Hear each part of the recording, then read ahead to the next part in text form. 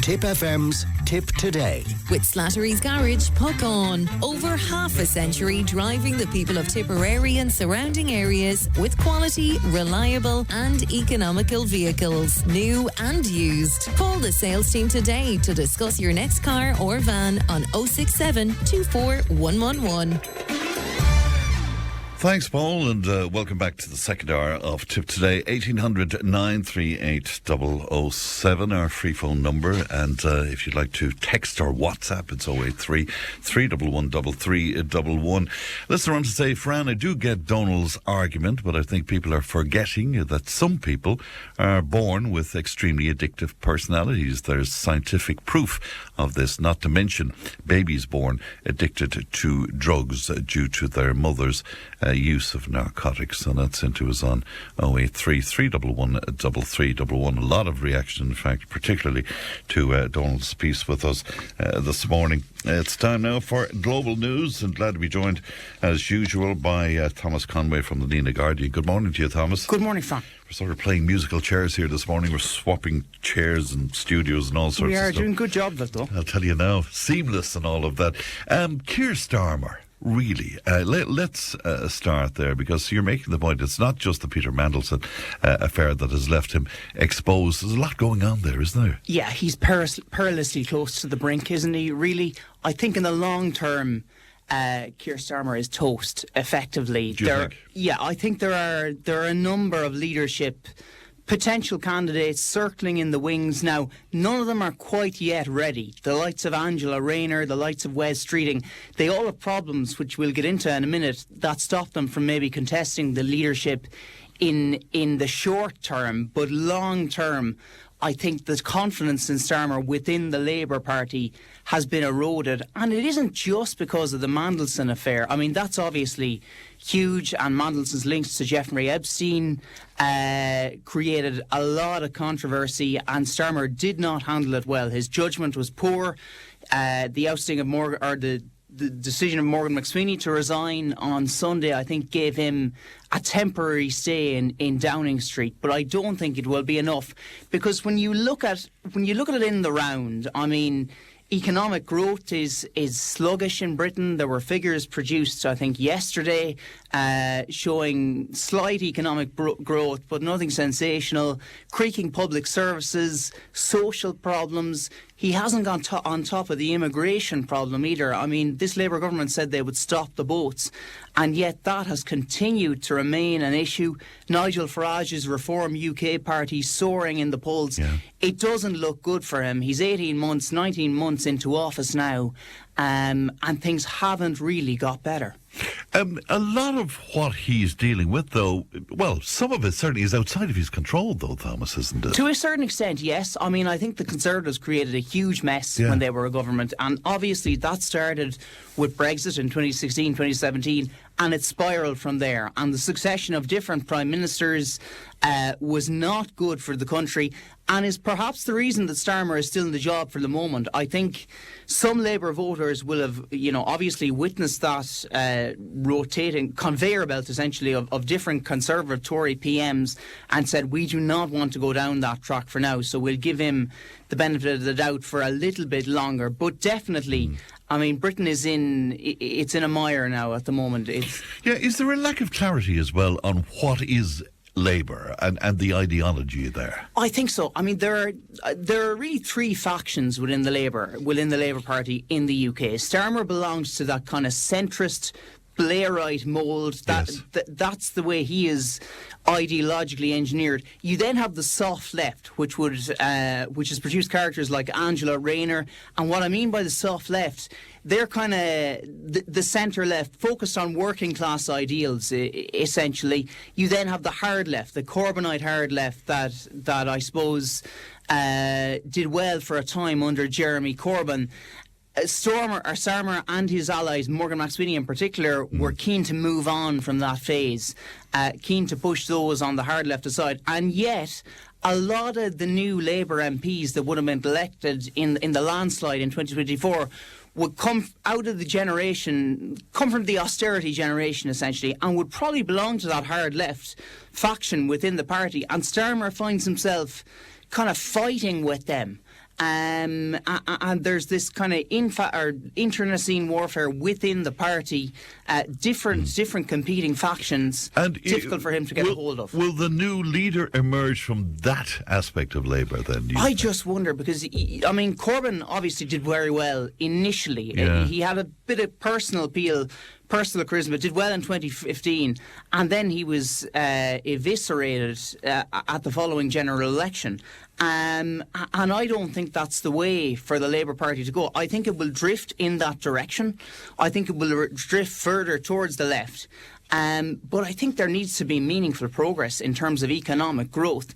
There was a stunning intervention yesterday on immigration by Jim Ratcliffe, who is a billionaire businessman in the UK, owner of Manchester United. He said the UK was effectively being colonised by immigrants. Now, Starmer came out and rebuked him and told him to withdraw those comments. But there's no doubt, while his comments were a misrepresentation of the statistics, there's no doubt there's a frustration among the British public with immigration, with economic growth, and that is propelling Nigel Farage closer and closer towards Downing Street, and that is not good news for Irish-UK relations, for Anglo-Irish relations, because Starmer, for all his faults at home, would be the preferred candidate on Merrion Street in terms of government buildings and their reaction to this. He has kind of restored, or would be keen to restore, Anglo-Irish relations to a stable place after the years of Conservative rule. Now, in fairness, Rishi Sunak probably was heading in that direction anyway, but Starmer has reaffirmed ties with Ireland. This is a very interesting aspect of the conversation. And Farage, you would have fears around a government led by Farage from an Irish point of view, would you? I think I would. Would you? Not similarly with Kemi Badenoch. I think Kemi Badenoch is, while she's coming into her own, I don't think she will be Prime Minister. But Nigel Farage, certainly, he's Eurosceptic. He will work to advance the Brexit. He will work to advance Brexit as much as possible, and that, by implication, is not good news for Ireland. Yes, make Britain great again. Make Britain great again. And though he has toned down his rhetoric and recruited a couple of Conservative MPs and that, he really is preparing for government now. It's getting quite serious, and although a general election is still a couple of years away, the polls suggest that he's top of the polls. We'll see how they get on in the local elections on May 7th. That will be telling, or the elections in England and Scotland and Wales on May 7th. That may be the death knell for Keir Starmer. After that, depending on Labour performance. And just before we leave this, are the Conservatives at all taking this as an opportunity? Yeah, well, as I say, I watched Kemi Badenoch in the House of Commons yesterday, and she went at Starmer, and she has improved. She's coming into her own as Conservative Party leader, but she didn't quite attack him on the right points. She wasn't as cutting as she usually is. And I'm not sure the country is prepared to turn to the Conservatives. I think Reform UK is inhabiting that space on the right now. Nigel Farage, that is his fiefdom now. And he's increasingly pushing out Kemi Badenoch. You see with the flurry of defections from the Conservative Party to Reform UK, Robert Jenrick, senior figure, Nadeem Zahawi, and there have been a couple of others. And the momentum is with Reform. And unless Badenoch can steal back that momentum, I think we may be headed for the prospect of Farage. Interesting. In and if you were a betting person in terms of the next leader of the Labour Party, where would your money be? I would probably put it on Streeting, Wes Streeting, the Health Secretary. Now, he is compromised because he supposedly has ties to Mandelson, close ties to Mandelson, and that could come out within the coming weeks. Angela Rayner, it would be a pretty inspiring story considering she kind of grew up half in poverty and worked her way up. She has issues as well. She does. She has a tax affair that is yet to be resolved. And then Andy Burnham, the Mayor of Manchester, as we've discussed before, has no pathway to power. He's the Mayor of Manchester, but he has no route to becoming an MP in Westminster, and that is what he needs to do in order to lead the party. So if I was a betting man, I'd probably put my money on Streeting, but not quite yet. Let's move to Japan and a massive new mandate for the Prime Minister there. And I'll leave the pronunciation to you. Will you tell us about what the situation is there? Sanaya Takaichi, yeah, she's an incredible character, really. She called a snap election. She's appointed Prime Minister, Japan's first female Prime Minister, in October. Called a snap election a number of weeks ago. It's one of the shortest election campaigns in post-war Japanese history, and she stormed to victory with a landslide, an unprecedented landslide. Now, it should be said, her party, the Liberal Democratic Party, have dominated Japanese politics since 1955. They've only been out of power twice, which is remarkable. But they had been flagging in the polls. They have been doing quite poorly. A succession of scandals. There was a scandal around a party slush fund, links to a religious church movement. And people might remember a couple of years ago the assassination of Shinzo Abe, yes, the former Prime Minister, which was a big moment for Japan. Now, Takaichi is Abe's protege, essentially. And she's worked. She lost the last leadership election, was subsequently appointed leader. She's conservative. She's quite conservative in terms of her social values, fiscally kind of dovish. Has pledged to cut a new consumption tax. But on security, she's a hawk, which is a pivotal strand in her ideology. She would be quite firm in terms of China, looking to confront China over time. Well, not looking to confront, but certainly to resist China in terms of Taiwan. With Mr. Trump? Good relations with Mr. Trump, because they're like-minded ideologically. She's obviously conservative. Trump is part of that, as part of the Republican Party. And Mr. Trump endorsed her and congratulated her on the election victory. So it's a landslide win. I forget how many seats they won. But dominant, 485 seats in the Parliament, 352 they won. So they won't need coalition partners. They had previously been in a coalition. The subplot to this election was the kind of the demise of the centre-left within Japan. The Centrist Reform Alliance, which was kind of a coalition of a number of centre-left parties, did very poorly. The far right picked up a couple of seats, but didn't make the gains that they might have been anticipated. And we always think of Japan as very technological, very efficient, all of that kind of thing. Are there social issues in Japan? I think there seems to be, and I think that is the fact that they elected a conservative prime minister would quite a conservative prime minister would suggest that certainly Japan is afflicted by certain social problems. And that there are quite conservative social values. I mean, you look at kind of the landscape there. They still have the death penalty, for instance, things like that. So there was quite zeal for conservatism within society there. I'm not sure is immigration an issue, but certainly in terms of foreign policy, they look at China and are quite suspicious and quite, I think, fearful. But now under Takaichi will look to confront China and take a more robust foreign policy approach. And that will be helped by her good relations with Donald Trump. But to answer your question, I think there are real social issues in Japan, and I think that this election was evidence of that. Now, speaking of conservatives, in Thailand as well, conservatives winning a shock victory. A shock victory, indeed. This was not expected at all. It was another party, the Move Forward Party, which are kind of a socially liberal, economically liberal party, which were expected to make gains here.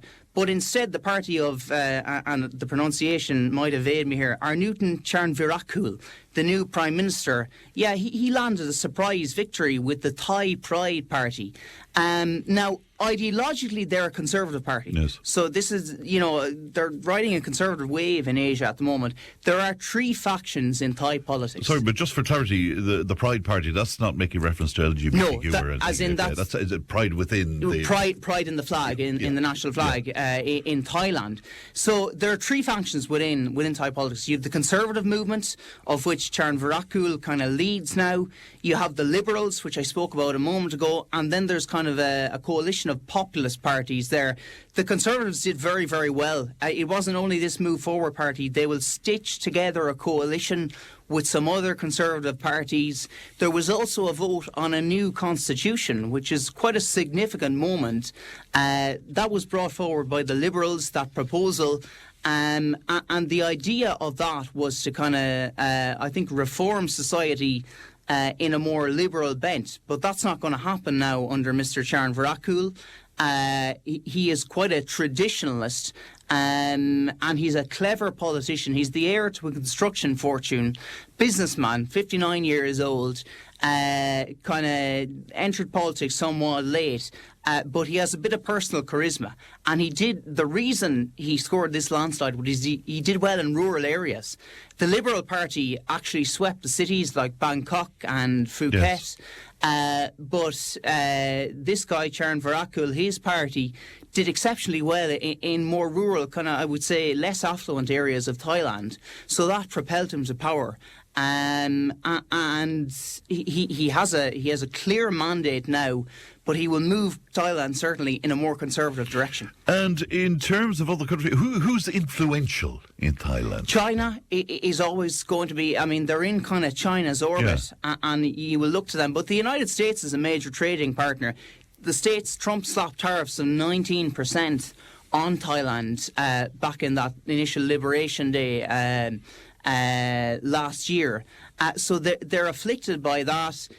They have critical industries like the garment industry and stuff like that. And then they're close to India. They fought a border war with Cambodia, 2 border wars with Cambodia last year. And that, analysts say, helped to propel the Thai Pride Party to power, because it kind of generated a rally round the flag effect. Yes.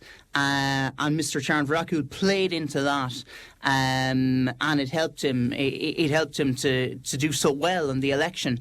There's a monarchy there, which is worth noting. It's the king is the wealthiest monarch on the planet. He has extraordinary wealth, and that, as you can imagine, doesn't go down well with the poorer echelons of Thai society. But that will remain in place now, because the Conservatives are pro-monarchy, very much traditionalist in that regard. But is it similar to the UK monarchy, that it's just sort of it's more symbolic. Yeah. But there are quite strict laws. There's what's known as a lèse-majesté law, which criminalises, in effect, any criticism of the monarchy, effectively. Oh. Yeah, so it's quite strict. They're treated as godlike in some ways. In effect. And the Liberal Party, which the previous incarnation of the Liberal Party, which won the election in 2023, were subsequently banned and quashed because they fell foul of those strict pro-monarchic laws. So yeah, quite conservative in that regard.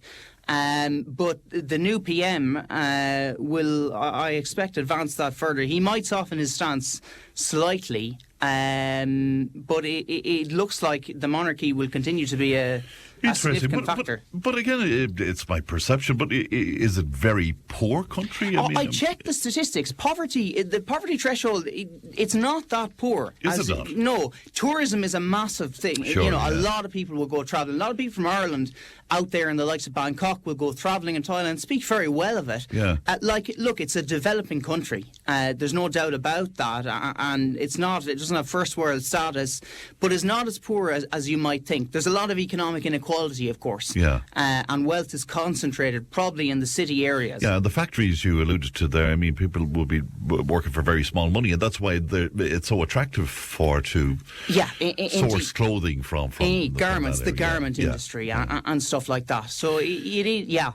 the Munich Security Conference then, of course, and if we just hark back to last year. Mr. J.D. Vance's remarkable speech, his rebuke of Europe, which was stunning in itself. It will be very interesting over the course of the weekend. The Munich Security Conference is an annual kind of powwow of elite figures, a little bit like Davos, except it's more focused on kind of foreign policy and security. Mr. Trump won't be there. But there are a number of notable attendees. Mark Carney was due to speak. I don't think he's going now on foot of that awful shooting in British Columbia, in Canada. But Emmanuel Macron will be there, and he will make a speech. It will be very interesting to see how Europe positions itself, big summit of EU leaders tonight, in which Micheál Martin is attending. Paul mentioned it in the news. I assume Ireland will have a presence at the Munich Security Conference, even though I don't think the Taoiseach is going. But there will be a number of notable speeches, a number of notable world leaders. Our Marco Rubio, instead of Vance, is heading the delegation this time. That may be good news, because Rubio is a little bit softer in Europe. Now, he's still part of the Trump administration. He still wants to please President Trump because he wants his endorsement for 2028, I suspect. But it will be a very interesting gathering over the course of the weekend. Because there's been a lot of change since this time last year, when you think about it, really, you know. Huge amount of change. I mean, the transatlantic alliance has effectively fractured. You've had the tariffs, you've had Greenland, Venezuela, war in Ukraine, trundles on.